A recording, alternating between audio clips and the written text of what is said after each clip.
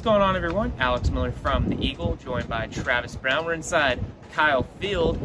It's the early signing period, recruiting holiday, as some might say in the college football world. Texas A&M, they're looking to close in on at least a top 3 class in the country, potentially number 1. I think they're sitting at number 2 the last I checked in the 24/7 composite rankings, which kind of, accumulates everything, all the different recruiting services. A&M so far has signed 22 players, and as Jimbo Fisher said, there's a few more that could come.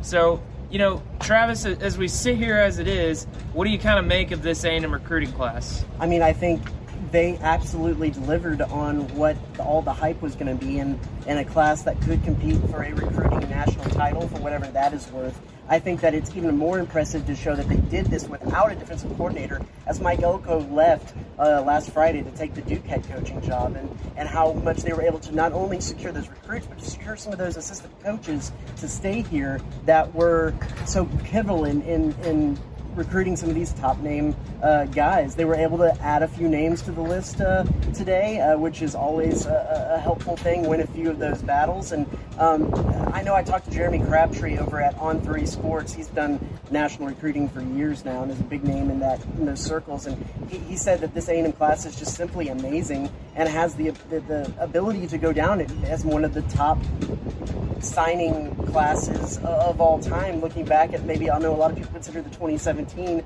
Alabama signing classes as that, or one of those, at least in the modern recruiting era where there's internet services and rankings and stars and all that. So I'll go with his words, and he said that this class is just simply amazing. Yeah, you go down the list. Of course, A&M, they were able to sign Walter Nolan today. Some guys that signed today that had not been previously committed.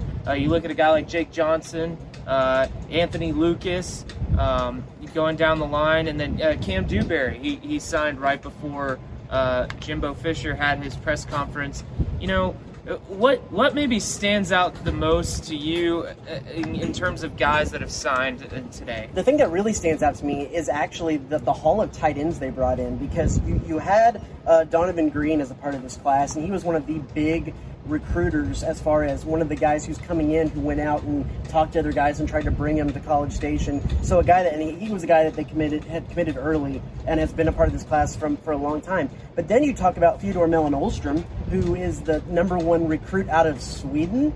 We've done a lot of stories on him, and pretty interesting his path on how he got into the college football rankings. But he was actually supposed to be a part of the 2023 class, but reclassified into the 2022 class, and is added to this haul. And then they were able to sign in Jake Johnson, who is the brother of Max Johnson, at LSU, the quarterback who just got done beating A&M in the last game. Some talk, he's in the transfer portal. You can maybe put 2 and 2 together there and see what that might look like here in the next coming days. Jimbo Fisher said in the press conference that they would be interested in looking in the transfer portal for a quarterback, so we'll be keeping our eyes out on that one. But that's 3 tight ends in one class. Jake Johnson also being, I believe, the #1 tight end in the country in this class. Right. And so that's interesting. So it says several things. How are they going to divvy up all of that playing time? But also, still a few players for A&M like Kenyon Green and like Jalen Weidemeyer, who haven't necessarily declared for the NFL draft yet or not. Weidemeyer was one that I think we all thought might come back for another year, because his junior year wasn't necessarily that great as far as his standards have gone. But now you have all of this talent behind that really, really high quality talent.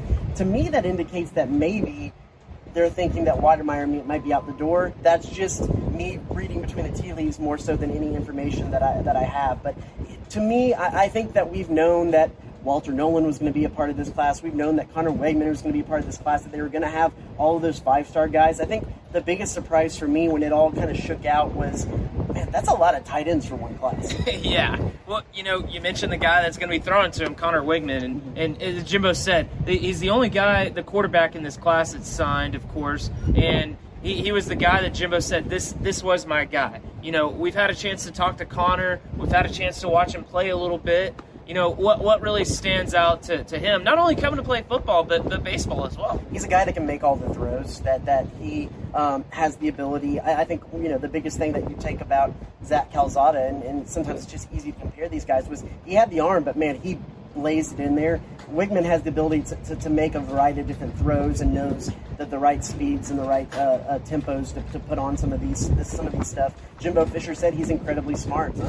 And I always like the question that was asked about multiple sport athletes. I, of course, played some baseball, and yeah, it's a game of failure, and it makes sense for a guy. I mean, kind of look at, again, just to compare, look at the season that Zach Calzada had. That was a baseball player-esque season in the sense that there was some high highs and some low lows. And to be a guy that has been able to experience that in a different sport in baseball might make him just a little bit more mentally tough in that aspect of his game. Will, of course, play for the Aggies. He's an early enrollee. Won't play baseball this spring, but will be a part of the program to kind of get an eye on things. And then I actually talked to him today, and the other part about the day that actually was the best for him is that, and I can't remember his name. I knew I was going to say this, and I left it on Andrew, and I can't remember his last name. It starts with an M. His best bud, who he's played for 12 years,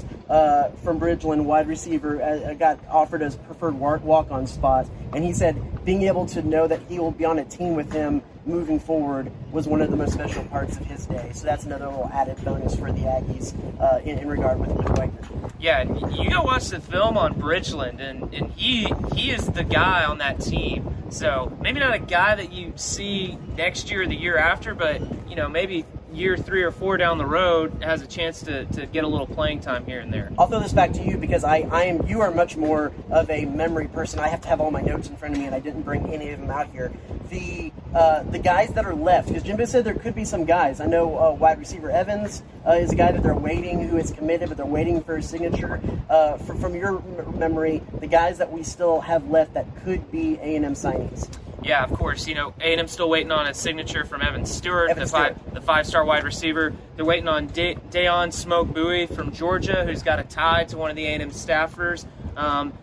They're waiting on Denver Harris and Harold Perkins to make their decisions. A couple of guys that I think Sam Kahn said Denver Harris was going to sign in the early signing period, but of course he's at North Shore High School and they're playing in the state championship Saturday night, so planning to announce that after that big game. Harold Perkins, I believe, is going to announce at the Under Armour All-American game. And there's a couple other guys. Shamar Stewart's a guy that's a 5-star player that they're after, and some of those recruiting analysts, I think, are reporting that he's going to sign there in February. So there's still work to be done. I guess in the words of Jimbo, they ain't done yet. A couple housekeeping things. Jimbo Fisher doubled down, said Blake Boast was going to be their guy for the quarterback for the Gator Bowl. Said that Haynes King was working his way back into practice. It doesn't sound like he's going to be a guy who's going to be available to have any significant time in the bowl game. Haynes King, that is.